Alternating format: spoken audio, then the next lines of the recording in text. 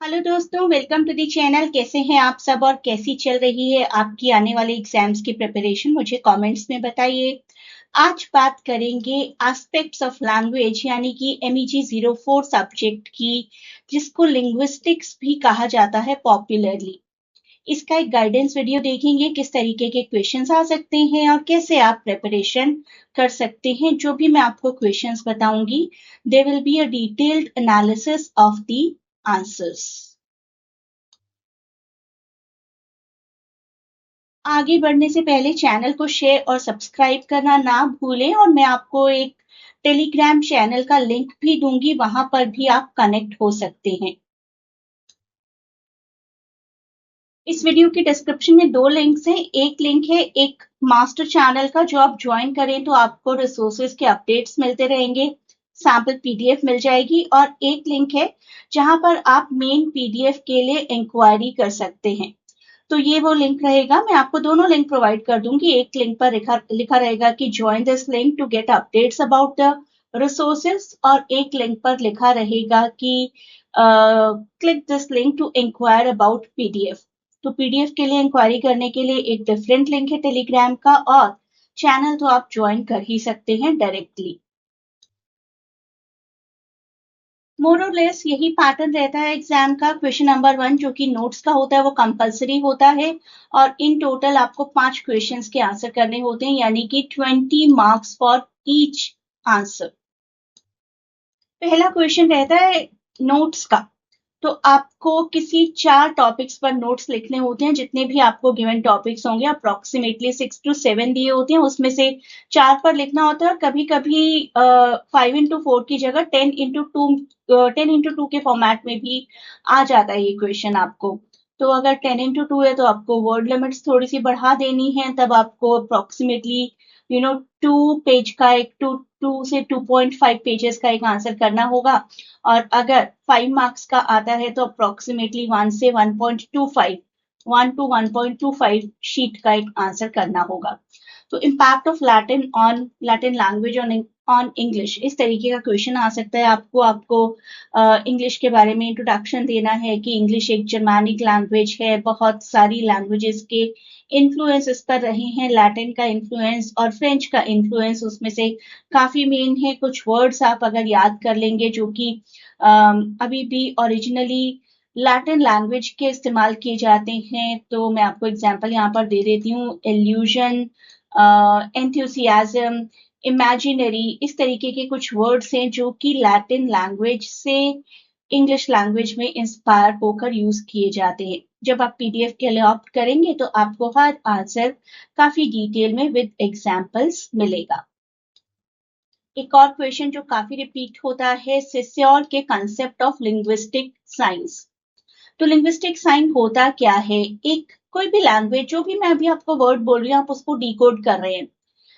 मैं आपको एक वर्ड अगर बोलूं क्रिश्चियनिटी, तो कहीं ना कहीं आप डिकोड करेंगे। हिंदुइज्म बोलूं तो कहीं ना कहीं किसी सिंबल के थ्रू डिकोड करेंगे।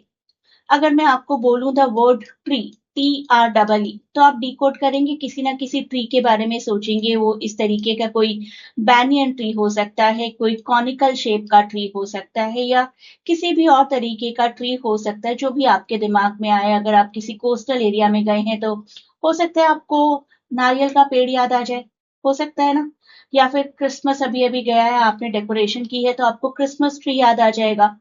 तो साइन का मतलब क्या होता है कि कोई भी वर्ड सोचकर, सपोज आपने कैट सोचा, तो उसके बाद कैट की एक इमेजिनेशन होती है, और ये वर्ड अपने आप में बिल्कुल आर्बिट्रेरी है। आर्बिट्रेरी का मतलब है कि कोई लॉजिक नहीं है कि कैट को हम कैट क्यों बोलते हैं, रोज को हम रोज क्यों बोलते हैं। लेकिन हमारे दिमाग में एक कंसेप्ट है कि एक वर्ड के थ्रू किस कोड तक हमें पहुंचना है। तो TREE एक साइन हुआ, SIGN साइन, और सिग्निफाइड हुआ वो कंसेप्ट जिस तक हम पहुंचते हैं। This is Saussure's concept of linguistic sign. इसके बाद आपको क्वेश्चन आ सकता है कॉम्पिटेंस परफॉर्मेंस का। कॉम्पिटेंस का मतलब होता है जो आप जानते हैं, एक लैंग्वेज के रूल्स को आप जानते हैं ना, कि ये सब्जेक्ट है, ये वर्ब है, ये ऑब्जेक्ट है, this is the structure of present indefinite, past indefinite, future indefinite, and present continuous, past continuous, and so on. और सही जगह पर पता होना कि कब कहाँ कैसे कौन सा सेंटेंस इस्तेमाल करना है. तो actual usage is called performance and to know the rules is called competence and the concept was given by Noam Chomsky. तो सब कुछ आपको याद रखना है एग्जाम्स में एंड आई एम सेइंग कि मैं आपको डिटेल्ड नोट्स हर चीज के प्रोवाइड करूंगी. नेक्स्ट क्वेश्चन जो आपको आ सकता है that is pigeon and creole. Pigeon का मतलब होता है एक simplified version of language between those groups who do not have any shared language. Suppose मैं आपके कुछ 7-8 फ्रेंड्स वो एक दूसरे की लैंग्वेज को नहीं समझते, फिर भी हम एक मेक शिफ्ट एक काम चलाऊ कम्युनिकेशन एक दूसरे से कर पाते हैं, दैट इज पिजन. और क्रियोल होगा उसी पिजन का एक डेवलप्ड वर्जन. नेक्स्ट जो आपको नोट्स देखने को आ सकते हैं that is about negation. Negation in language is the act of expressing the opposite और denial of a statement or idea by using the words like not, no, never. अगर आप कहते हैं I am going, उसको negate कैसे करेंगे? I am not going. There is a cake, there is no cake. That is negation. She eats breakfast. She never eats breakfast or she does not eat breakfast is negation. एक और important topic जो बहुत बार repeat होता है that is speech community. Speech community का मतलब है एक group of people who share a common linguistic norm and expectation regarding the use of language. जैसे हम आप हैं, कुछ वर्ड्स है ना, अभी पिजिन और क्रियोल की ही बात करें तो जब मैं आपसे बोलूंगी कि oh this is pidgin, oh this is creole, this is your competence, this is your performance, हम सब एक दूसरे के इन वर्ड्स को समझ रहे हैं. मे बी आपकी फैमिली में, मेरी फैमिली में कोई और नहीं समझ पाएगा, राइट? तो कुछ स्पेशल नॉर्म्स हम अगर फॉलो करते हैं एक ग्रुप तो that is called speech community. तो मैं आप लोगों के साथ एक स्पीच कम्युनिटी बनाती हूँ, आप लोग आपस में कोई भी शेयर्ड लैंग्वेज यूज करते हैं या एक्सप्रेशंस भी यूज करते हैं तो that will be called a speech community. आपने अपने दोस्त के साथ मिलकर किसी टीचर को कोई निक नेम दिया हुआ है और उससे आप दोनों एसोसिएट करते हैं, दोनों वो वर्ड बोलते ही पहचान जाते हैं. तो that is a speech community of 2 people. Speech community सिर्फ 2 लोगों की भी हो सकती है, पूरे नेशन की भी हो सकती है. इंडिया से बाहर जाकर लंदन में 2 इंडियंस मिलते हैं and they discuss about India, Indian ritual, Indian culture, Indian festivals. That will be called a speech community. तो स्पीच कम्युनिटी ऐसा ग्रुप जो कि कुछ linguistic norms, common linguistic norms को फॉलो करते हैं. नेक्स्ट जो मैंने बहुत बार रिपीट होता हुआ नोट देखा है that is importance of age of learner in second language learning. जब भी हम कोई दूसरी भाषा सीखना चाहते हैं अपनी नेटिव लैंग्वेज के अलावा तो उसमें क्या क्या फैक्टर्स होते हैं, उसमें से एज का कितना रोल है. एज काफी सिग्निफिकेंटली इम्पैक्ट करती है learning of second language, acquisition of second language.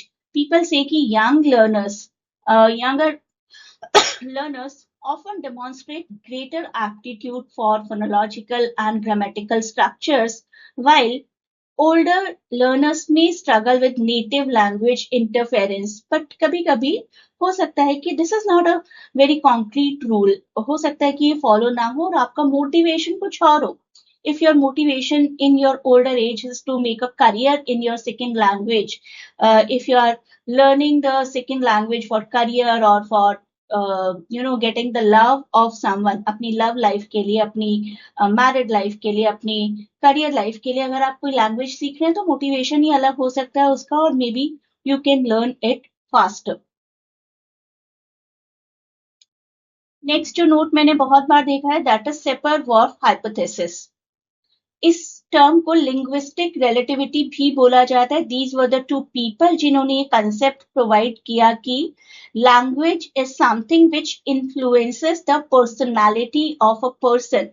हमारा व्यू पॉइंट, हमारा वर्ल्ड व्यू, हमारा कॉग्निशन, हमारी अंडरस्टैंडिंग सब कुछ लैंग्वेज डिसाइड करती है. डिटेल में बात जरूर करिएगा इसके बारे में और डिटेल में मैं आपको बता ही रही हूँ, मैं आपको नोट्स प्रोवाइड करूंगी. नेक्स्ट जो चीज आपको कई बार आती है ड्यूलिज्म या ड्यूलिस्ट व्यू ऑफ स्टाइल. इसको मोनिज्म से कंपेयर किया जाता है. ड्यूलिज्म एक तरीके का स्टाइल है and those people are called dualist जो कि कहते हैं कि किसी भी वर्क का फॉर्म यानी कि उसका स्टाइल और कंटेंट अलग अलग किया जा सकता है, राइट। फॉर एग्जाम्पल किसी पोइट्री की थीम वही रखी जाए लेकिन उसको ट्रांसलेट कर दिया जाए तो फॉर्म चेंज हो जाएगा, कंटेंट में कुछ खास चेंज नहीं होगा। तो किसी भी वर्क को किसी भी तरीके से एक्सप्रेस किया जा सकता है। मीनिंग उसकी लैंग्वेज में नहीं होता, उसकी थीम में, उसके आइडियाज में, उसके इमोशन में होता है। तो ड्यूअलिस्ट व्यू जो है वो मोनिज्म के साथ कंपेयर किया जाता है। Most of the time monism में बिलीव करने वाले लोग कहते हैं कि किसी वर्क को अगर आप थोड़ा सा छेड़ेंगे ना तो उसकी ओरिजिनल आइडेंटिटी खराब हो जाएगी। मोनिज्म में बिलीव करने वाले लोग कहते हैं form and content are inseparable. तो डिटेल में बात करिएगा हर चीज की। कोई एग्जाम्पल अगर आपके दिमाग में आ रहा है तो जरूर दीजिएगा। इसके बाद कुछ लॉन्ग क्वेश्चंस को भी डिस्कस कर लेते हैं। एक क्वेश्चन जो बहुत बार आता है, ह्यूमन और एनिमल लैंग्वेज का डिफरेंस और कैरेक्टरिस्टिक्स ऑफ ह्यूमन लैंग्वेज, इस तरीके से भी आ सकता है। सेम ही आंसर रहेगा। आइए देखते हैं क्या आंसर टेक्निक्स हो सकती हैं। तो फटाफट से कुछ फीचर्स देख लेते हैं। ह्यूमन लैंग्वेज का एक फीचर है आर्बिट्रेरीनेस, यानी कि वर्ड्स का अपने आप में कोई बेसिक मीनिंग नहीं होता, वर्ड्स में कोई लॉजिक नहीं होता कि कैट को क्यों कैट कहा जाता है, फ्लावर को क्यों फ्लावर कहा जाता है। Next is displacement. Human beings हमेशा डिस्प्लेसमेंट यानी कि किसी पास्ट आइडिया की, किसी चीज की जो कि प्रेजेंट नहीं है उसकी बात कर सकते हैं। मैं सब कुछ एग्जाम्पल के थ्रू समझाऊंगी, लेकिन एनिमल्स नहीं कर सकते। ह्यूमंस अपना कल्चर अपने साथ कैरी करते हैं। कोई साउथ इंडियन पर्सन, कोई हरियाणा का पर्सन, राजस्थान का पर्सन कोई लैंग्वेज बोल रहा है तो हमें झट से समझ आ जाएगा ये पर्सन कहाँ से बिलोंग करता है। अलग अलग अलग यूनिट्स को, अलग अलग अल्फाबेट को, साउंड को हम लोग कंबाइन करने की कैपेसिटी रखते हैं। हमारे पास ग्रामेटिकल रूल्स होते हैं और हमारे पास नए मैसेजेस क्रिएट करने की एक क्रिएटिव पावर होती है जो कि एनिमल्स के पास मिसिंग है। आइए इन सबके एग्जाम्पल्स देखते हैं। आर्बिट्रेरीनेस, मैंने कैट का ही एग्जाम्पल दिया था। कैट वर्ड का कोई कनेक्शन नहीं है ना एनिमल के साथ कि क्या उसकी शेप कुछ कैट CAT जैसी होती है देखने में। No no connection is there. Pen को पेन क्यों बोला जाता है, ग्लास को ग्लास क्यों बोला जाता है, नो कनेक्शन। डिस्प्लेसमेंट, आप किसी पास्ट आइडिया की, किसी डिस्प्लेस्ड प्लेस की बात कर सकते हैं, किसी फ्यूचर आइडिया की बात कर सकते हैं। I travel to Japan next year, but a dog to another dog can not say कि tomorrow I'll go to this place और yesterday I went to that place। Culture को ट्रांसमिट करते हैं। इंग्लिश जैसे जनरेशन से चली आ रही है इंग्लिश कल्चर, एक जनरेशन से दूसरी जनरेशन या एक प्लेस से दूसरे प्लेस पर चला जाता है। टैब, बैट, ऐसे वर्ड्स देखिए, सिमिलर साउंड्स को लेकर हम लोग कितने ही और वर्ड्स बना सकते हैं। सिंटेक्स, ये प्रेजेंट इंडेफिनिट सेंटेंस है, हमें फॉर्म पता है कि subject plus verb plus adverb और व्हाटसोएवर जो भी स्ट्रक्चर होती है। Creativity, the sky is purple today. आज के दिन हमें जो भी फील हो रहा है या हम थोड़े से पोइटिक हो रहे हैं, शायराना हो रहे हैं, तो किसी भी अंदाज में हम लोग बात कर सकते हैं। नेक्स्ट क्वेश्चन देखिए, discuss and illustrate the different processes involve in forming new words in English language. बहुत सी प्रोसेसेस होती हैं, क्विकली डिस्कस करेंगे कुछ प्रोसेसेस को। तो एक एक प्रोसेस समझते जाएंगे एग्जाम्पल के साथ। First process is derivation. हम प्रीफिक्स या सफिक्स ऐड कर सकते हैं किसी भी नए वर्ड को क्रिएट करने के लिए। फॉर एग्जाम्पल, हैप्पी के सामने अन लगा दे तो अनहैप्पी, काइंड के बाद में नेस लगा दे तो काइंडनेस। इस तरीके से क्रिएटिविटी हो सकती है। कंपाउंडिंग में हम दो वर्ड्स को जोड़ सकते हैं एक नया ही थर्ड वर्ड बनाने के लिए। Tooth brush, snow man, table fan, ceiling fan, mobile phone, इस तरीके के वर्ड्स। दो वर्ड्स को कई बार हम कुछ पार्ट्स को मर्ज कर देते हैं, जैसे आजकल रोम कॉम काफी पॉपुलर हो रहा है ना, that is a merging, that is a blending. Breakfast का ब्रंच कर देना, स्मोक प्लस फॉग का स्मोक कर देना, दैट इज ब्लेंडिंग। एक्रोनिम यानी कि शॉर्ट फॉर्म। आपकी यूनिवर्सिटी ही देखिए ना, Indira Gandhi national open university, IGNOU. National aeronautics and space administration, that is NASA. इस तरीके की हो सकती हैं शॉर्ट फॉर्म्स। क्लिपिंग में हम किसी वर्ड को शॉर्ट कर देते हैं, right. Clipping, blending, compounding, confuse नहीं होना है, आराम से वीडियो देखिए।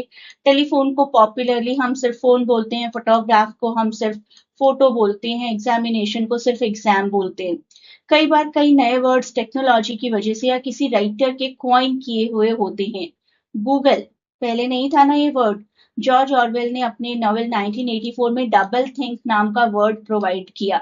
या फिर कन्वर्जन, एक ही वर्ड होता है लेकिन उसकी ग्रामेटिकल कैटेगरी अलग अलग होती है। जैसे कि drive, I go for a drive, तब ये नाउन है। आई विल ड्राइव, तब ये वर्ब है। Run, I took a run, तब ये नाउन है।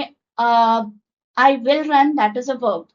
और बैक फॉर्मेशन आप किसी चेंज्ड वर्ड के बेसिक फॉर्म तक जाते हैं, राइट। आपने एक वर्ड ऑलरेडी डिराइव किया हुआ है, डेरिवेशन के थ्रू आप अनहैप्पी से हैप्पी की तरफ जाएंगे तो वो बैक फॉर्मेशन है। काइंडनेस से काइंड की तरफ जाएंगे तो वो बैक फॉर्मेशन है। सेम वे एडिटर से एडिट की तरफ आना बैक फॉर्मेशन है। मिसअंडरस्टैंडिंग से मिसअंडरस्टैंड की तरफ जाना एक बैक फॉर्मेशन है। एक और क्वेश्चन जो मैंने बहुत बार देखा है एग्जाम्स में, कोड मिक्सिंग और कोड स्विचिंग।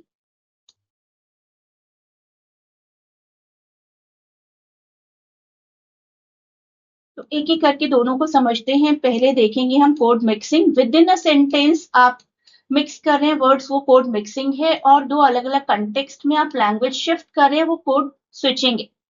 कोड मिक्सिंग का एग्जाम्पल देखिए, मुझे डिनर के लिए सब्जी चाहिए। डिनर वर्ड इंग्लिश हो गया, बाकी सब Hindi. I pick it up बाद में, राइट। इस तरीके की लैंग्वेज हम लोग यूज करते हैं ना। और code switching, person one Hindi में बात कर रहा है, तुमने होमवर्क किया। इंग्लिश में मैं सिर्फ आपको ट्रांसलेट करके दिखा रही हूँ, लेकिन पर्सन टू कंप्लीटली इंग्लिश में आंसर कर रहा है, no I forgot to do it. या फिर आप अपने किसी फ्रेंड से एक इंटरव्यू रूम में या कॉन्फ्रेंस रूम में इंग्लिश में बात करते हैं और इमीडिएटली 2 सेकेंड बाद उससे बाहर आकर हिंदी में बात करना शुरू कर दे, तो कंटेक्स्ट के हिसाब से आपने लैंग्वेज को शिफ्ट किया, दैट इज कोड स्विचिंग। और विद इन सेंटेंसेज आपने मिक्सिंग मर्जिंग शुरू कर दी, that is code mixing. Next question language planning से रिलेटेड आपको आ सकता है। Different types of language planning, ये क्वेश्चन आ सकता है।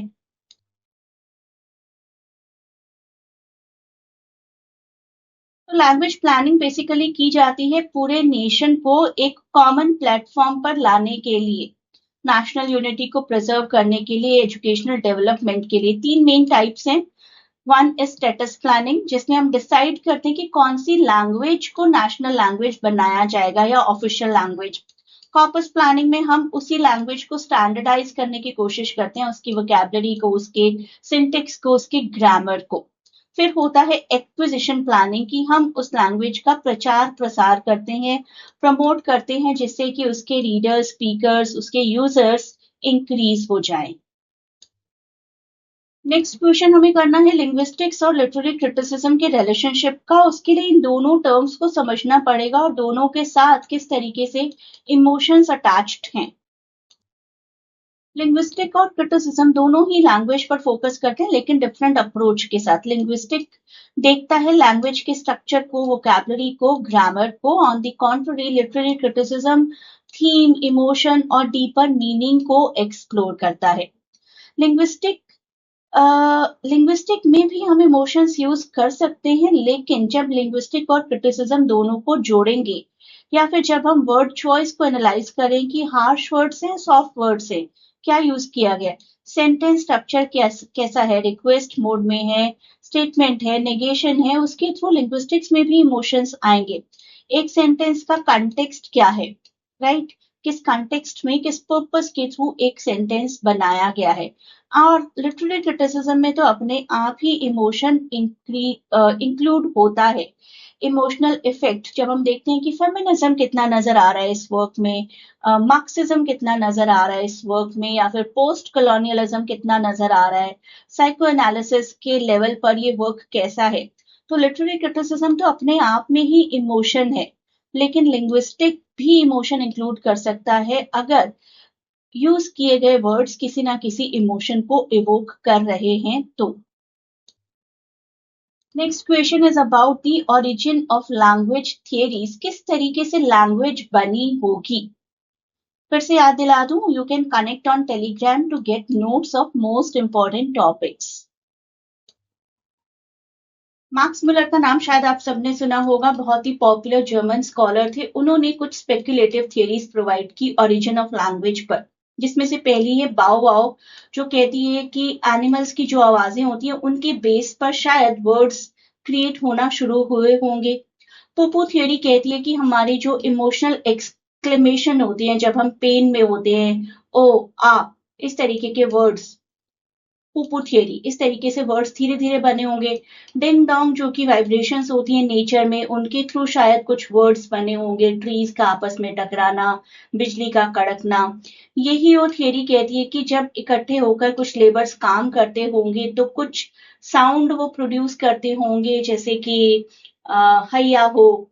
तो that is yo he ho theory. And tata theory sir Richard Paget की दी हुई थियरी है, जो कहती है कि हमारी टंग, जैसे हमारा मैनुअल जेस्चर होता है हमारे किसी हाथ का, पैर का, जब हम बाय बाय करते हैं किसी को, तो जैसे हम हाथ हिलाते हैं वैसे हमारी टंग भी मूव हुई होगी। And we created the word tata. इस तरीके से शायद वर्ड्स क्रिएट हुए होंगे। नेक्स्ट क्वेश्चन बायलिंगुअलिज्म की बात करता है। कौन कौन से क्या होता है बायलिंगुअलिज्म, और बायलिंगुअलिज्म के कॉन्सिक्वेंसेस इंडिविजुअल पर, सोसाइटी पर या फिर लैंग्वेज पर क्या होते हैं। तो बायलिंगुअलिज्म का मतलब समझते हैं सबसे पहले। टू स्पीक टू और more than two languages fluently is called bilingualism. एक इंडिविजुअल के लिए क्या इम्पैक्ट आता है, उसकी बेटर थिंकिंग हो जाएगी, प्रॉब्लम सॉल्विंग एप्टीट्यूड इंप्रूव हो जाएगा, साथ ही साथ करियर ऑप्शंस भी बढ़ जाएंगे, जॉब अपॉर्चुनिटीज और ज्यादा मिलने लगेंगी किसी भी इंडिविजुअल को इफ द पर्सन इज बायलिंगुअलिस्ट। इसके साथ ही साथ सोसाइटी और लैंग्वेज खुद के लिए भी काफी चेंजेस आते हैं। सोसाइटी काफी एनहांस हो जाएगी, सोसाइटी में डाइवर्सिटी आएगी, सोसाइटी का कम्युनिकेशन, ग्लोबलाइजेशन सब कुछ काफी इम्प्रूव हो जाएगा। और अगला चेंज आएगा लैंग्वेज के लिए।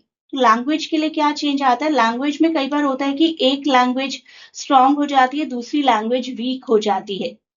ऐसा हो सकता है जैसे हिंदी, इंग्लिश, इन दोनों का स्टेटस अलग अलग हो सकता है, या फिर लैंग्वेज एक दूसरे को भी इन्फ्लुएंस करके पैरेलली प्रिवेल कर सकती हैं, पैरेलली एग्जिस्ट कर सकती हैं।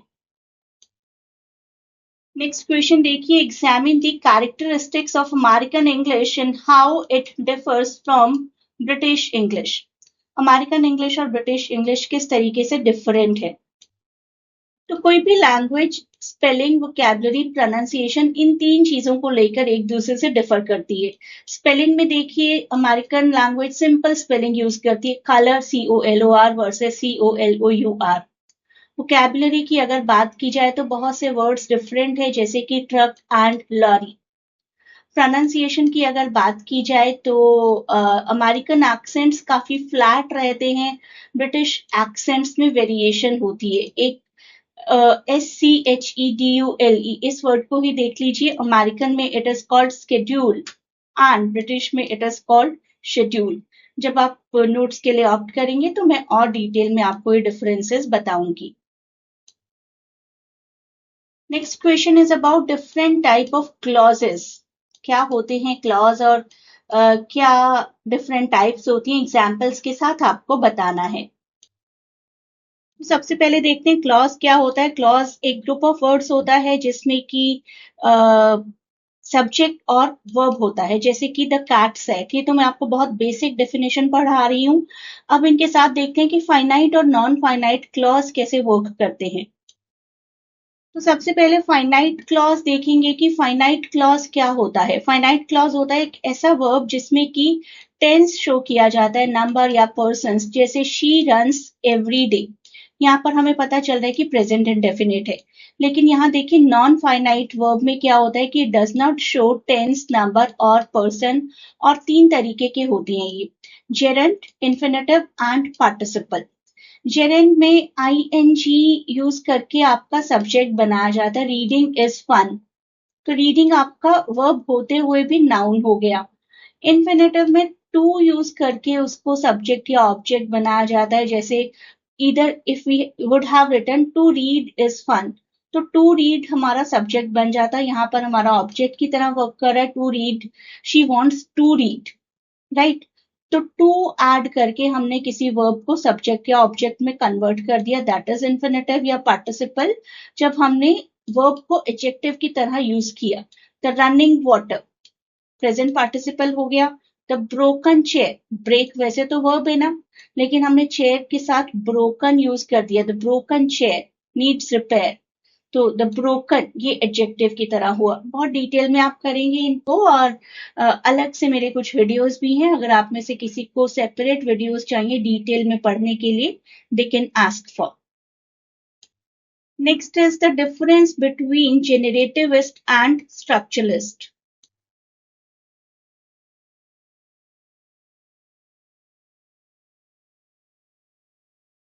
तो एक एक करके कुछ इंपॉर्टेंट पॉइंट्स की बात करते हैं, किसने लीड किया था सबसे पहले वो देखते हैं। Generativist was led by Noam Chomsky and structuralism by Ferdinand de Saussure. पहला डिफरेंस तो यही हो गया। इसके बाद इनके कंसेप्ट्स के बारे में बात करते हैं। जेनरेटिविस्ट एक लैंग्वेज की इननेट एबिलिटी की कैपेसिटी की बात करते हैं, और स्ट्रक्चरलिज्म में बिलीव करने वाले लोग यूनिवर्सल ग्रामर और सेंटेंस स्ट्रक्चर पर ज्यादा कॉन्सेंट्रेट करेंगे।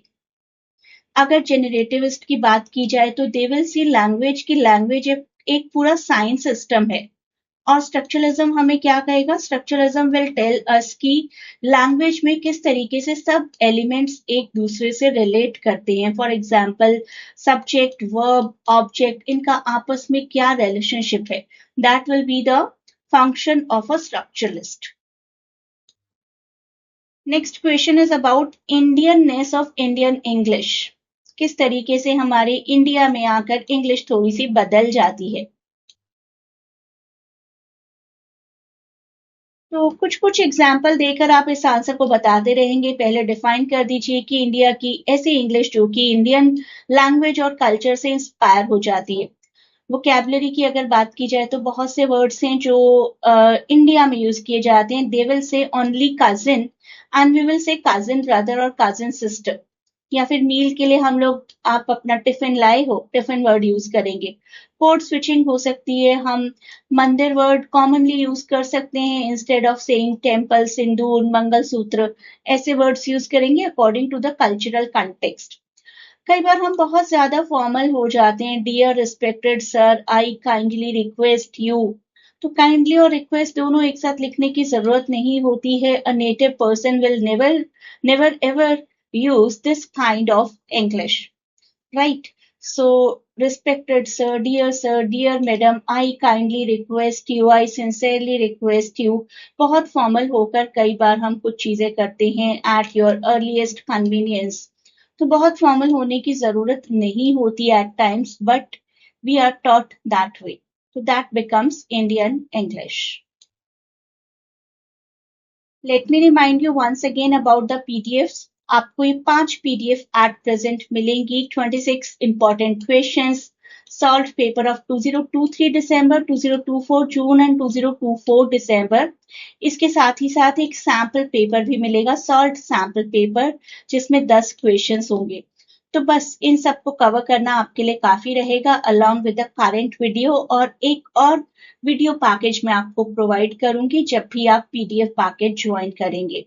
तो उस वीडियो पैकेज में आपको 22 के अप्रोक्सीमेटली इंपॉर्टेंट टॉपिक्स मिल जाएंगे डिटेल में कवर करने को। You can connect on a link given in the description of this video. Once again, a great good luck for your exams, and please do not forget to share and subscribe the channel. Exam के बाद मुझे जरूर बताइएगा कैसा गया आप सबका exam.